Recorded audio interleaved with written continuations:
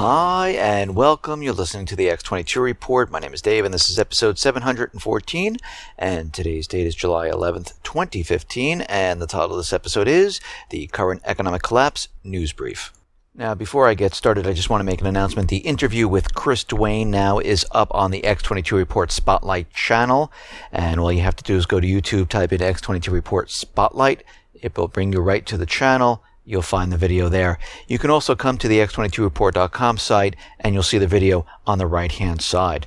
Let's get into the economic collapse news. Now, we see that Greece has approved a deal. The government of Greece said, okay, it looks good. They forwarded it on to the creditors. And right now, the creditors are looking at it and they're saying, this just doesn't meet our standards. Maybe we can have more negotiations, but we want additional things in there. And what's coming out of Greece is that capital controls, they're not going to end. I mean, we heard that this Friday, the banks are going to reopen. Everything's going to be fine. And what we're hearing right now is that capital controls imposed on Greece, if there is no deal whatsoever, they could remain in place for another 2 months. This is coming from the economy minister.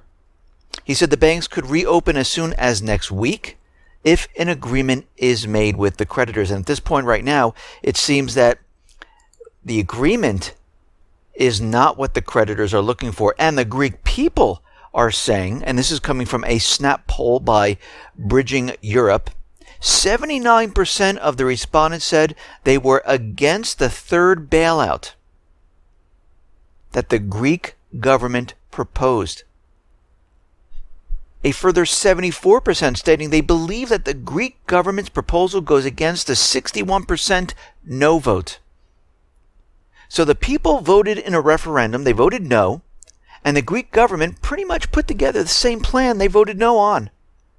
And the people realize this and they're scratching their heads saying, what is going on here? It makes no sense. And we see the German finance minister has once again gone on the offensive, saying that there's going to be no debt relief, there's going to be no debt restructuring.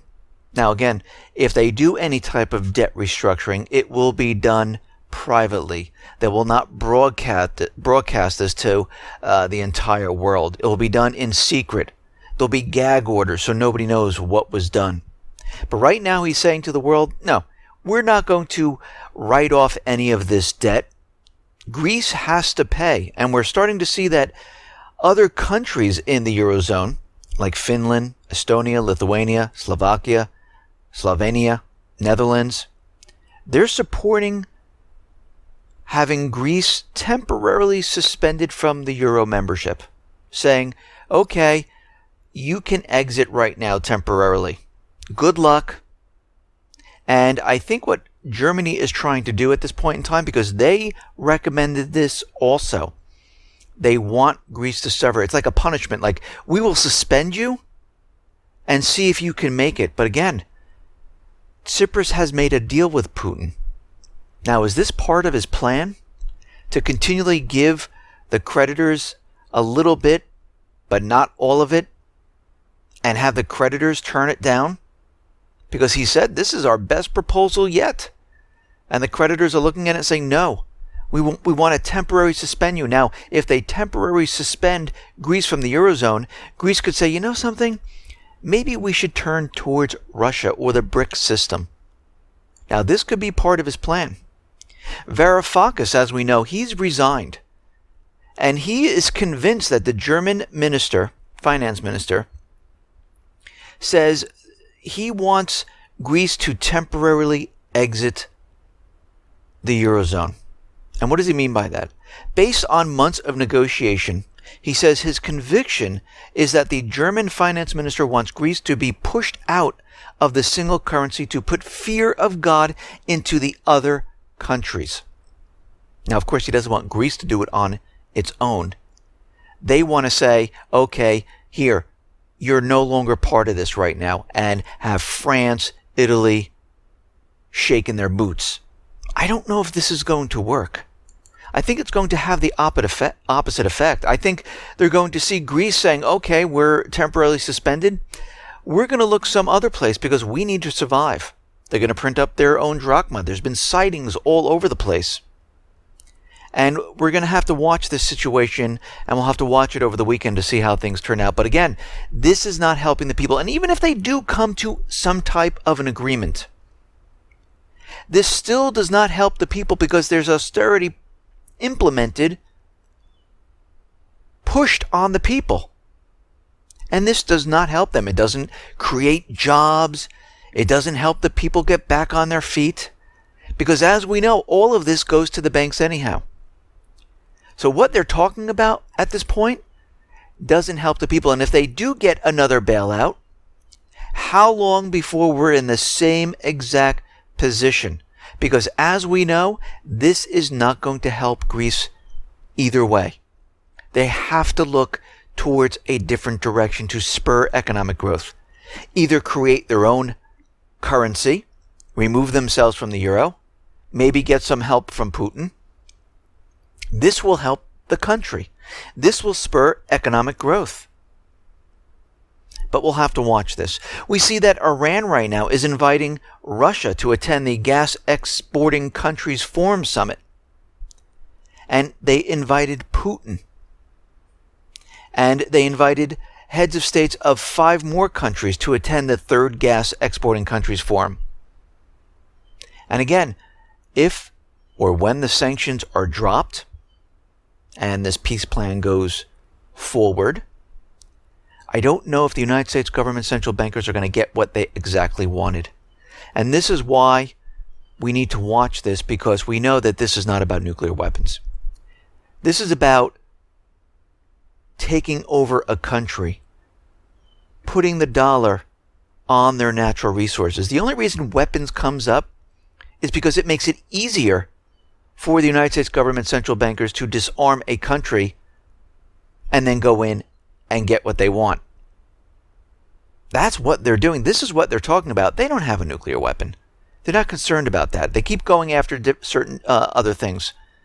Their everyday military assets.